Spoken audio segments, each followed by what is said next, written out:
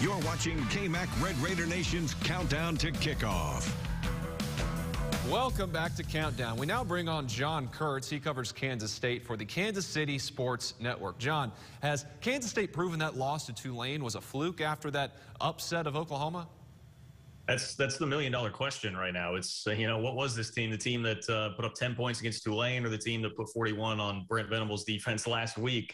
Chris Klieman's gone 8-5 twice, 2 of his first 3 years at K-State, and the expectation this year was that this would be the breakthrough year where they would win 9 or 10 and compete legitimately for a Big 12 championship, because the roster outside of quarterback, where there were a lot of questions heading into this year, is pretty stacked. I mean, they had 5 first-team All-Big 12 selections preseason, more than anybody else in the conference.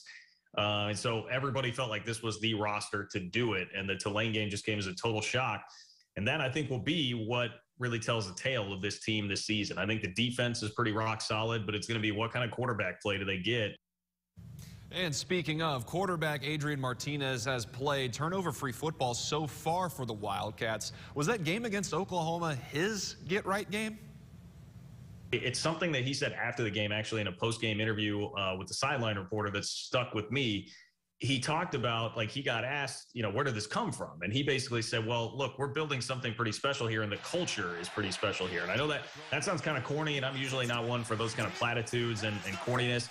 But I believe it when it comes to Martinez, because he spent 4 years at Nebraska in a pretty toxic environment and toxic culture, right? He served as the lightning rod for a lot of the criticism. And so I think at Nebraska, it was not a very conducive environment to rebuild your confidence.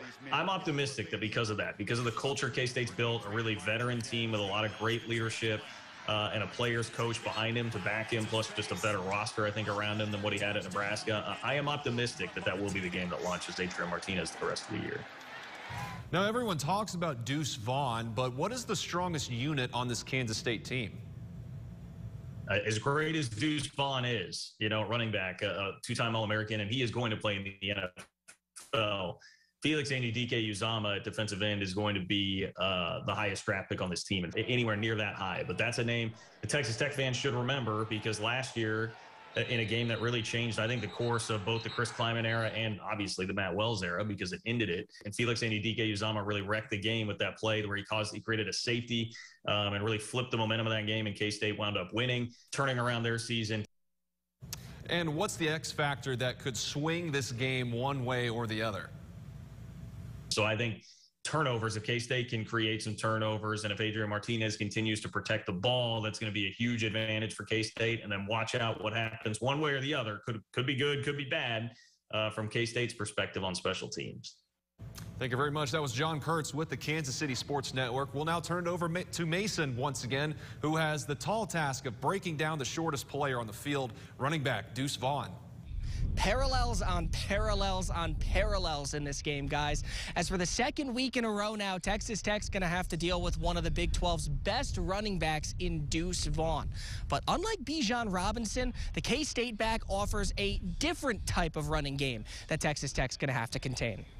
It's nerve-wracking and fun at the same time. If you're a true competitor, you want to go up against the best. I think we're going up against one of the best in the country. They do a great job. Up front, their O-line, they're fun to watch on film. And Deuce does a great job. He's a tough guy.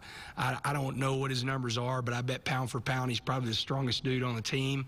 And, I love facing guys that play the game this way that's supposed to be played, and he definitely does. Bright and early this morning here in Manhattan, but coming up, we'll take a look at what we might expect the environment to look like at Fort Snyder.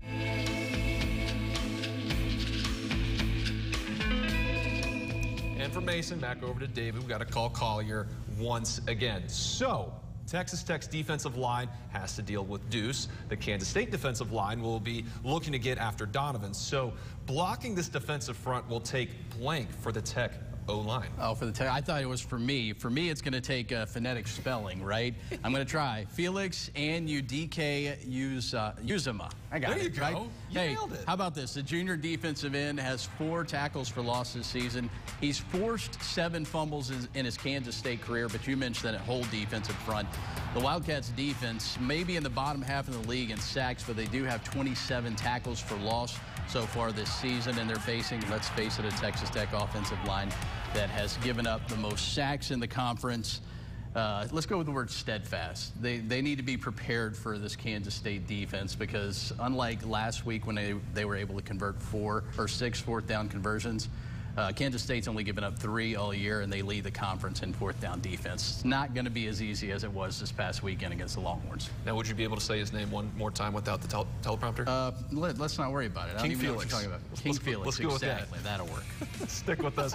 More to come on Countdown to Kickoff, and when we return, we'll let you know about the games you can catch right here on KMAC throughout your Saturday. And then later, we've got board games, the stats you should know about the Red Raiders and the Wildcats.